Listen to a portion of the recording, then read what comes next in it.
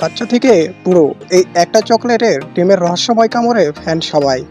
কিন্তু জানেন কি, এই কিন্ডার জয়ের আনন্দটা শুরু হয় পৃথিবীর কোন গভীর অরণ্য থেকে? গল্পটার শুরু এই অদ্ভুত গাছ থেকে।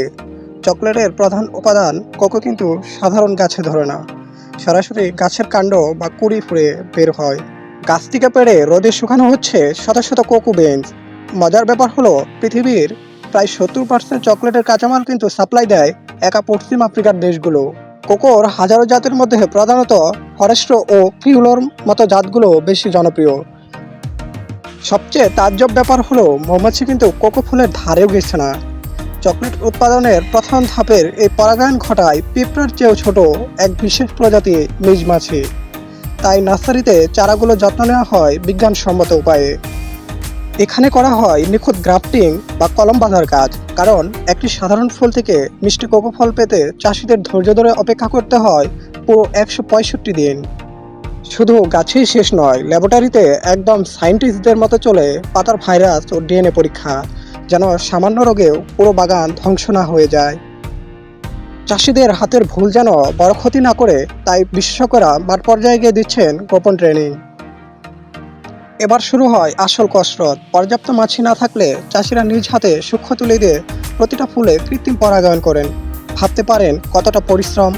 এছাড়া একটা গাছ থেকে বছরে কিন্তু মাত্র 40 থেকে 50টির বেশি ফল পাওয়া সম্ভব নয়। ধারালো দায়ের সতর্ক কোপে গাছ থেকে পেরে নেওয়া হচ্ছে পাকা কোকো ফল। সতর্ক থাকতে হয়, কারণ ফল তোলার সময় গাছের কাণ্ডে সামান্য আঁচার লাগলে পরের মৌসুমে সেখানে আর কোনো ফলই ধরবে না।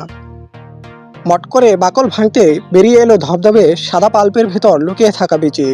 বিশ্বাস করুন বা নাই করুন, এই কাঁচা সাদা পাল্পটা খেতে কিন্তু চকলেটের মতো নয়, বরং একদম তাজা আম আর লিচুর মিশ্রণের মতো টক মিষ্টি।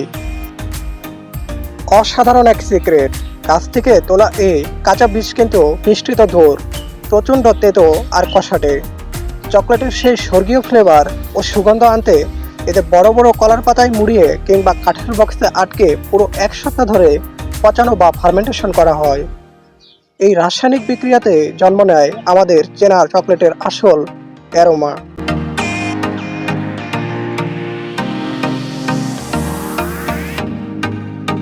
ফার্মেন্টেশন শেষে পরিষ্কার পানিতে ধুয়ে কড়া রোদের তাপে শুকিয়ে শক্ত করা হচ্ছে বিচিগুলো।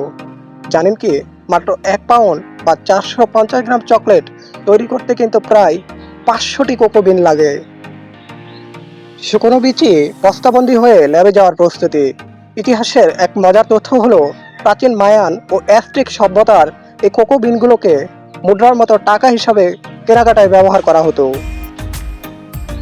কারখানায় ঢোকার আগে ল্যাবে করা কোয়ালিটি টেস্ট। চকলেটে থাকে থিওব্রোমিন উপাদানের মানুষের মেজাজ চাঙ্গা ও মন ভালো করলেও কিন্তু পোষা কুকুর বিড়ালের জন্য মারাত্মক বিষাক্ত। বিশাল ওভেনে প্রায় 120 ডিগ্রি তাপমাত্রায় চলে ধোয়া ওঠা রোস্টিং। আর রোস্ট করে ক্রাশ বা গুঁড়ো করার পরে কেবল সেই মন মাতানো চকলেট গন্ধটা চারপাশে ছড়িয়ে পড়ে।